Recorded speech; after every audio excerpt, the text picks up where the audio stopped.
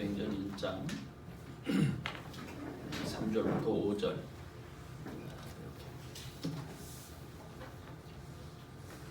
세 절만 함께 읽겠습니다. 앞을 보시면서 같이 읽으시고 자, 시작. 해 받으신 후에 또한 저희에게 확실한 많은 증거로 친히 사심을 나타내사 40일 동안 저희에게 보이시며 하나님 나라의 일을 말씀하시니라. 사도와 같이 모이사 저희에게 분부하여 가라사대 예루살렘을 떠나지 말고 내게 들은 바 아버지의 약속하신 것을 기다리라.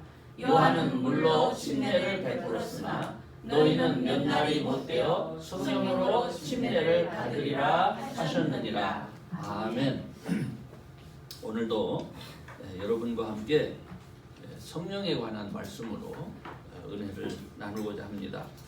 본문 5절 말씀 조금 전에 보셨죠? 본문 5절 말씀은요 아주 쉽게 지나칠 수 없는 중요한 구절입니다.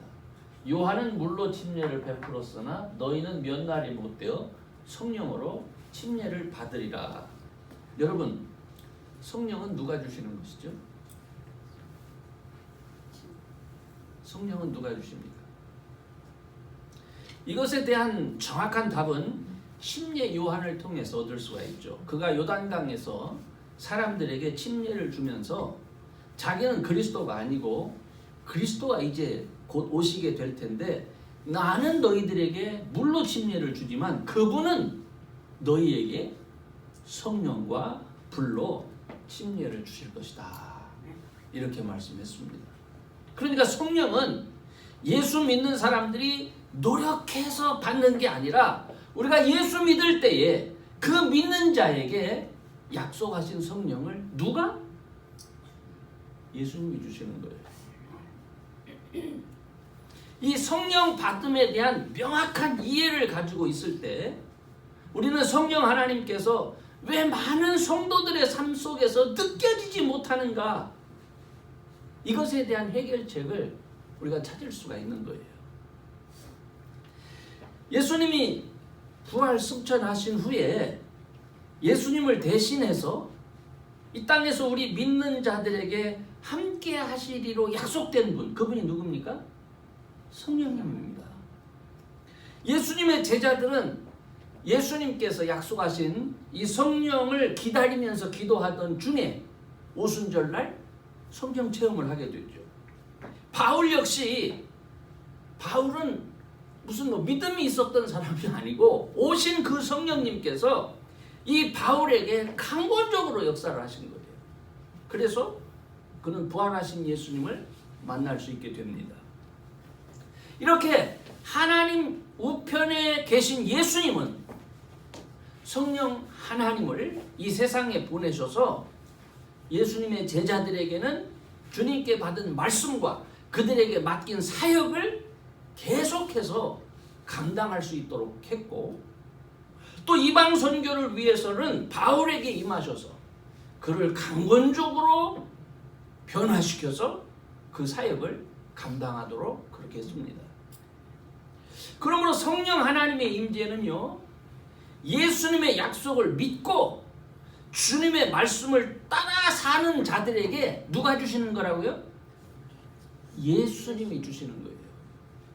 왜냐하면 이 성령 하나님의 도우심이 없이는 하나님의 자녀답게 살 수가 없기 때문에 그렇습니다. 특별히 주의 사역을 감당해야 되는 우리 목회자들은 말할 필요도 없어요. 성령 하나님의 도우심이 없이는 이건 아무것도 할 수가 없어요. 그러므로 오늘 우리가 어떻게 해야 성령 하나님의 임재를 이렇게 느끼면서 생활할 수 있느냐, 이거를 말씀드리려고 합니다. 여러 번 말씀드렸지만요, 우리가 예수님을 믿자마자 성령 하나님의 임재를 느끼고 그분의 도우심을 깨닫고 그분과 교제하면서 살 수 있다면 얼마나 좋겠습니까? 그렇지만 우리 기대하고는 다르죠. 우리들은요, 영적인 일을 지각하고 판단하는 일에는 우리는 거의 무지한 상태입니다. 그런 상태에서 우리가 예수님을 영접하게 되죠. 그래서 처음 믿은 사람은 영적으로는 전혀 훈련되지 않은 어린아이 상태입니다. 그래서 하나님의 말씀은 단단한 음식과 같아서 어떤 때는 잘 소화하지를 못합니다. 하나님 말씀을 잘 이해하면서 성령을 쫓아서 살기 위해서는 성령을 따라 살 수 있는 훈련이 필요한 거예요.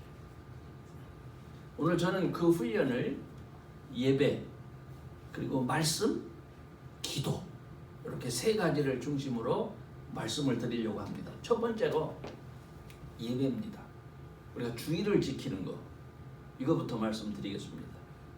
성령을 쫓아 살기 원하는 사람들이 자기 자신을 훈련시켜 가기 위해서 첫 번째로 해야 될 중요한 일이 뭐냐면 주의를 지키고 예배 드리는 거예요. 여러분, 제가 인문학이라는 말을 쓰는데요, 세상적인 관점에서 보면 주의를 지키고 예배 드리는 것은요 굉장히 형식적인 것처럼 보입니다. 우리는 출애굽 사건 당시에 애굽의 종으로 살던 이스라엘에게 하나님께서 왜 안식일을 지키라 이렇게 명하셨을까요? 이스라엘은 안식일이라는 개념이 없던 사람들이요. 그러니까 안식일을 지키라는 야훼 하나님의 명령이 있기 전에는 애굽의 노예로 주 7일간 삶 전체를 아주 고단한 노동에 시달리면서 살던 사람입니다. 그들은 야훼 하나님이라는 영적 존재 자체를 모르고 있었어요. 단지 파라오라 불리우는 이 세상의 신이 그들 위에 군림해서 그들을 다스리고 그들에게 먹을 것을 제공할 뿐이었습니다. 자, 안식일이 인간의 날이 아니고 천지를 창조하신 하나님의 날이구나 하는 것도 하나님을 만나고 나서야 비로소 알게 되는 거예요. 그 날은 피조물인 사람으로 하여금 하나님의 안식에 동참할 수 있게 하신 날입니다. 인간은 하나님께서 지으신 피조물임에도 불구하고 하나님의 명령을 따라서 이 날을 지킴으로 하나님과 함께 안식을 누리고 하나님과 교제할 수 있는 특권을 누리게 된 거예요.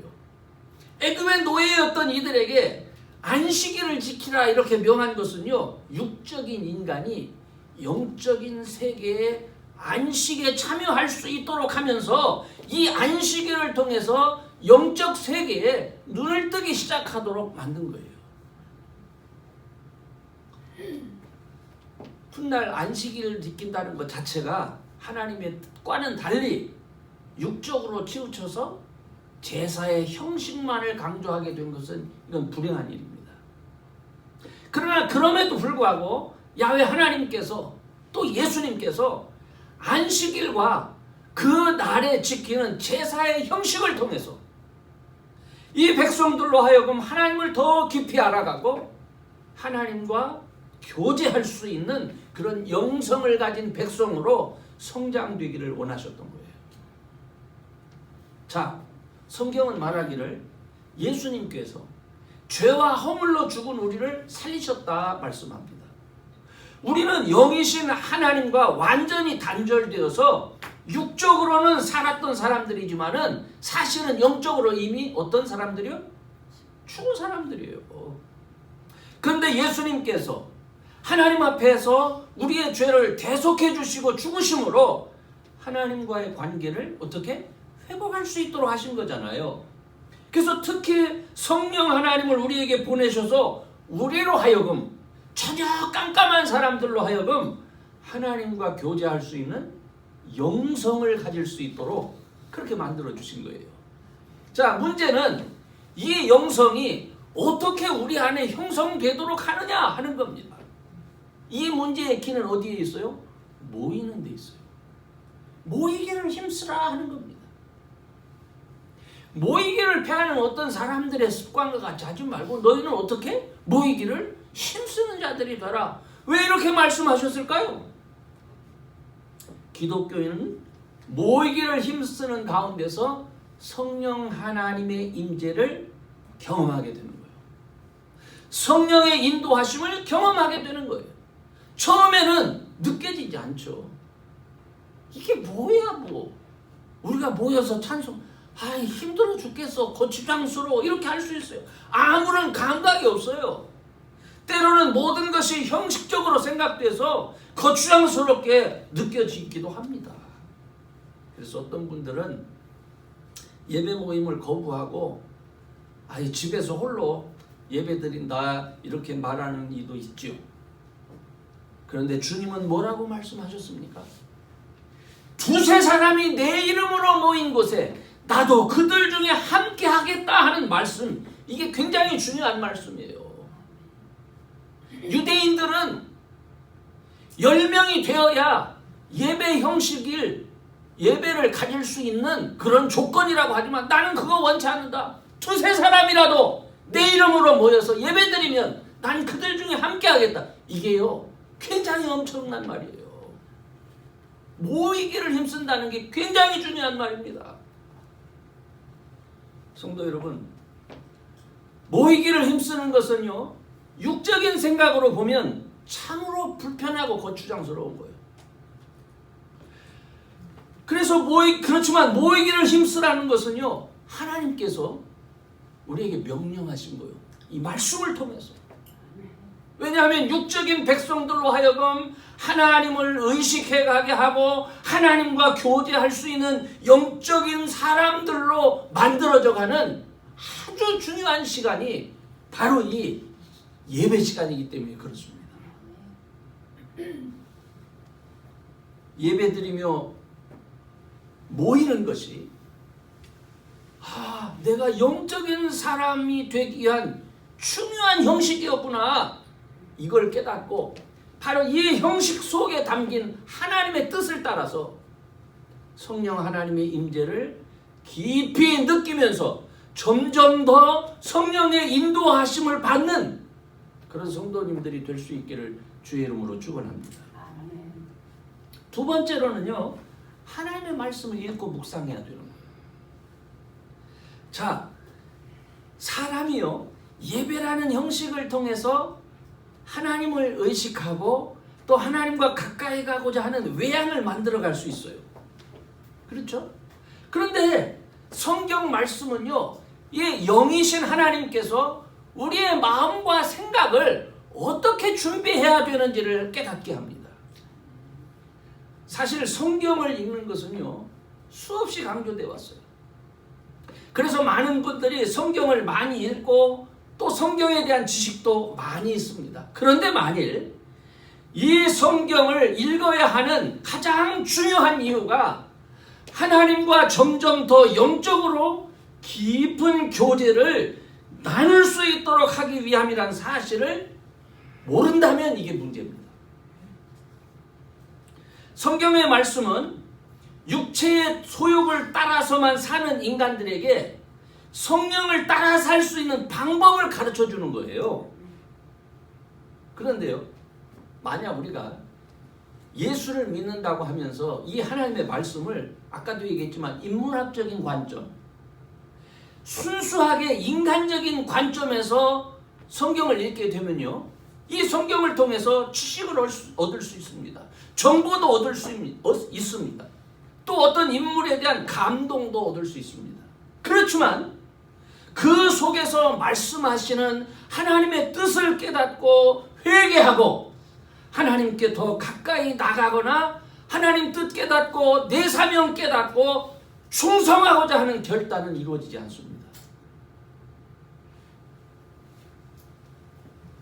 누가복음 24장 13절로부터 35절에 보면 예루살렘에서 7마일 정도 떨어진 엠마오라는 마을로 가는 두 제자의 이야기가 나옵니다. 이게 아마 하루 종일 걸어가는 거리예요. 7마일이면은 한국으로 따지면 한 몇 마일, 어느 게 되게 한 20리 정도 되죠. 25리 30리 되나요? 어쨌든 그 배경은 예수님께서 십자가를 지시고 죽으신 후에 3일 만에 부활하신 지 얼마 지나지 않은 상황입니다. 그렇죠? 그들은 예수님에게서 이러한 일에 대해서 서로 묻고 답을 하면서 그 길을 가고 있었습니다. 이것은 예수님에 대한 사건에 대해서 그들이 인문학적인 관점, 세상적인 관점에서 지금 생각하고 있다는 것을 말하는 거예요. 그때 부활하신 예수님께서 그들에게 나타나셔서 그들과 동행하게 됩니다. 그런데 성경은 그들의 눈이 가리워져서 예수님을 알아보지 못했다고 말씀하고 있어요. 그들은 단지 예수님과 함께 있으면서도 예수님께서 당하신 죽음에 관해서 슬픈 마음으로 이야기를 나누고 있을 뿐입니다. 같이 있으면서도 그때 예수님께서 그들에게 모세와 및 모든 선지자의 글로 시작하여 성경에 쓰여 있는 자기에 관한 것을 자세히 그들에게 가르쳐 주십니다. 그들은 배우는 동안에도 예수님을 알아보지 못했습니다. 그들이 가려고 했던 엠마오에 거의 도착할 때까지 예수님 말씀 들었습니다. 그리고 나서 그들이 도착하고 예수님은 그 지역을 지나치시려는 것처럼 하십니다. 그때 예수님을 강권해서 이제 날도 어두워졌으니까 우리 집에서 묵고 가시지요 하면서 예수님을 강권해서 청합니다. 그래서 예수님이 그 집에 들어가서 앉게 되죠. 그때 그들이 음식을 내어오죠. 이에 예수님께서 감사 기도를 드리고 떡을 떼어서 저희들에게 주실 때야 그제서야 어떻게 해요? 그들의 눈이 밝아졌어요. 그래서 예수님을 알아보게 됐어요. 여기서 주목해야 보아야 될 말씀이 있어요. 그게 뭐냐면 누가복음 24장인데요. 32절에 저희가 서로 말하되 길에서 우리에게 말씀하시고 우리에게 성경을 풀어주실 때에 우리 속에서 마음이 뜨겁지 아니하더냐. 이걸 기억해내는 거예요. 이게 중요한 거예요. 여러분, 하나님의 말씀을 듣고 알아도 예수님 모를 수 있어요. 함께 수시간을 걸어도 도무지 모를 수 있어요. 하지만 어느 순간 감사의 기도가 드려지고 주님으로부터 음식을 받는 그 순간 그들의 눈이 밝아진 것처럼 주님의 일에 무지몽매해서 주님이 나와 함께하고 있음에도 불구하고 주님이 나와 함께하고 있지 않음을 안타까워하고 괴로워할 수 있어요. 그렇지만 여러분, 점점 더 하나님의 말씀을 깊이 깨닫고 알아가면서 그때부터 성령이 나와 함께 하셨구나, 그때부터 내 마음이 뜨거워졌었구나 하는 걸 깨닫게 되는 거예요. 그래서 감동과 기쁨 속에 감격의 눈물을 흘리는 순간이 생기게 되는 거예요. 이것은요, 성령의 함께 하심과 역사하심을 말씀을 통해서 바르게 깨닫는 순간, 그 순간을 위해서 성도는 성령 하나님을 의식하면서 성령 안에서 죽으시고 부활하신 예수님을 만날 수 있는 그 길이 바로 어디에? 성경 말씀 안에 있다 하는 것을 가르쳐주는 거예요. 그러므로 여러분, 날마다 조금씩 성경 말씀을 읽고 묵상하면서 성령 하나님의 임재와 역사하심을 점점 깨달아갈 수 있기를 주의 이름으로 축원합니다. 아멘. 세 번째는요, 기도해야 되는 거예요. 성령을 쫓아 살기 위한 형식과 내용이 이게 예배와 성경의 말씀이라면 그 형식과 내용을 가지고 실제 내 삶 속에서 성령을 쫓아 사는 영적인 실천, 이게 기도입니다. 사실 육체를 따라 사는 인간에게 기도는요, 솔직히 익숙한 게 아니에요. 육체를 따라 사는 인간은 깊이 고민하는 거에는 익숙합니다. 깊이 밤새도록 생각해요. 하지만 기도는요, 깊이 생각하면서 오랜 시간을 갖는 거하고는 다른 거예요. 기도는 내 형편과 처지를 바탕으로는 하지만 그렇다고 내 형편과 처지가 중요한 게 아니에요. 기도는 내 형편과 처지보다 그 상황에서 하나님의 뜻이 무엇이냐, 하나님의 뜻이 어디에 있느냐를 묻는 겁니다. 내 형편과 처지 속에서 믿는 자답게 사는 것이 무엇이고, 또 그렇게 결단할 때에 하나님의 도우심을 구하는 것이 그게 기도인 거예요. 그러니까 이 기도는요, 육체를 따라 사는 사람에게는 정말 익숙하지 않은 겁니다. 일반적으로 사람들이 기도를 어려워하고 기도하지 못하는 이유가 여기에 있어요. 어떤 분들은 기도를 열심히 한다고 해요. 좀 많이 한다고 해요. 그런데 하나님 앞에 내 생각과 내 판단만을 고집해요. 여러분, 그건 기도가 아니에요.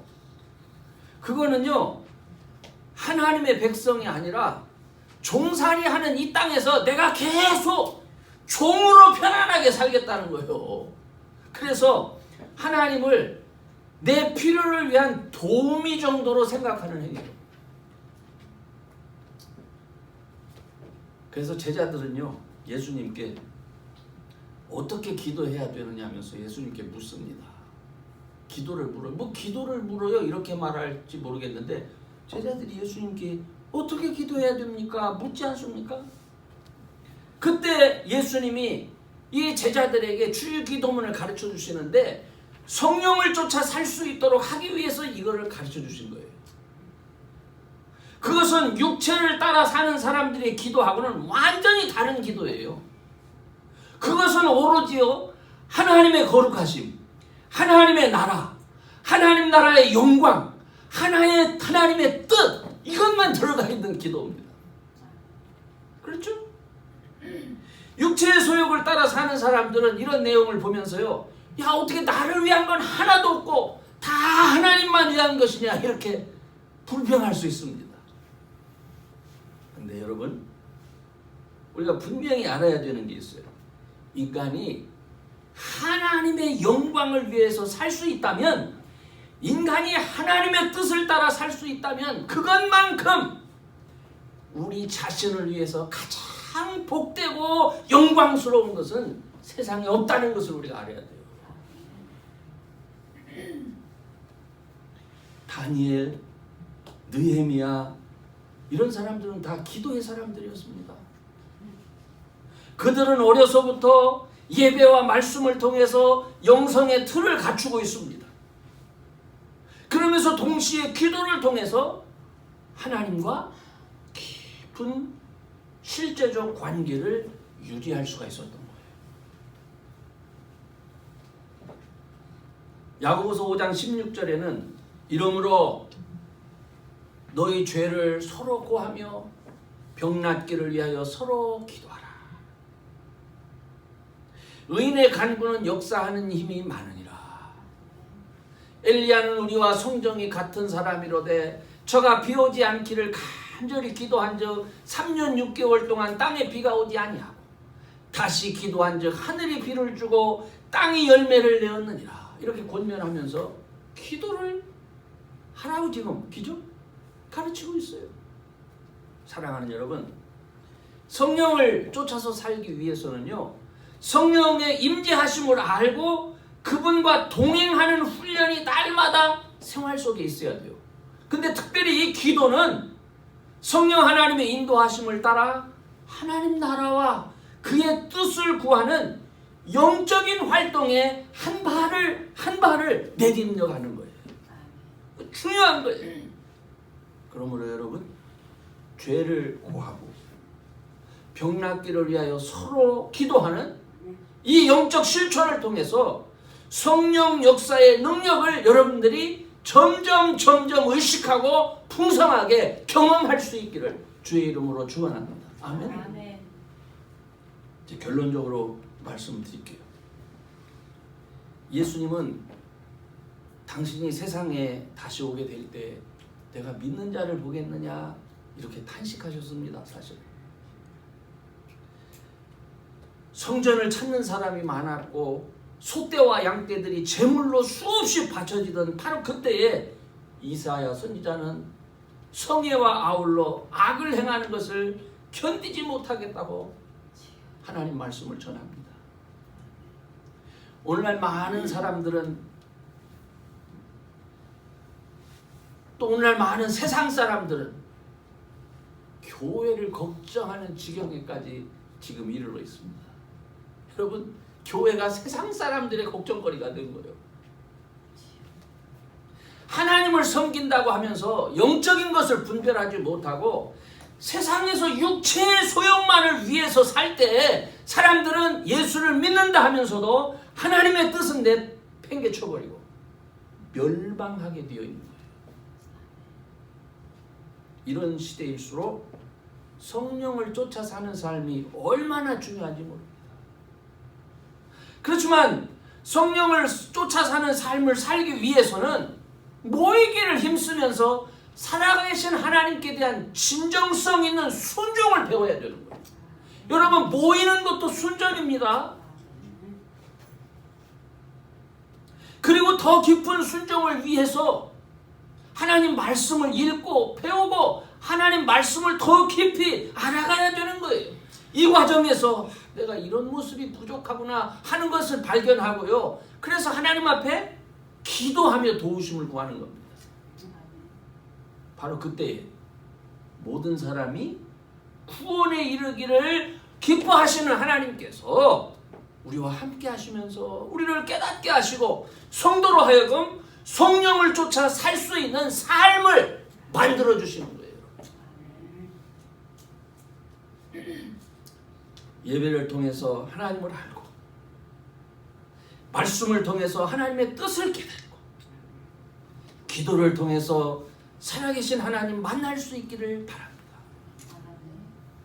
그래서 믿는 냄새만 풍기면서 오히려 세상을 근심하게 만드는 사람들이 아니라 성령을 쫓아 행하면서 하나님의 영광을 세상에 드러낼 수 있는 그런 저와 여러분 꼭 될 수 있기를 주의 이름으로 축원합니다. 아멘. 기도하겠습니다. 전능하신 하나님, 오늘도 우리가 성령을 쫓아 살기 위해서 우리의 삶 속에서 우리 자신이 어떻게 훈련되어야 될지를 깨닫게 하시니 감사합니다. 주님, 왜 예배드려야 되는지, 하나님께서 왜 우리에게 이 거룩한 주의 날을 지키며 예배드리게 했는지를, 모이기를 힘쓰게 했는지를 하나님 깊이 깨달아서 이것을 통해서 하나님 성령을 쫓아 행하는 훈련이 되어지게 해 주옵소서. 말씀을 더욱더 사모하며 읽는 중에 우리를 향하신 하나님의 뜻이 무엇인지를 알아서 세상에만 속한 자들이 아니라 영의 세계에 눈을 뜨게 하시고 그 세계의 깊이를 또 그 세계를 움직이시는 하나님의 뜻을 아는 자들이 되게 해 주옵소서. 아멘. 기도를 통해서 하나님 주님을 만나게 하시고 영적 세계를 실제로 살아가면서 경험하는 귀한 믿음의 자녀들이 되게 해 주옵소서. 아멘. 오늘 이 말씀을 깊이 묵상하며 저들의 삶 속에서 귀한 증거를 날마다 드러내며 나타내기 원하는 인물이 주님 함께하여 주실 줄 믿습니다. 아멘. 우리를 축복하시고 도와주옵소서. 아멘. 감사하며 예수님의 이름으로 기도합니다.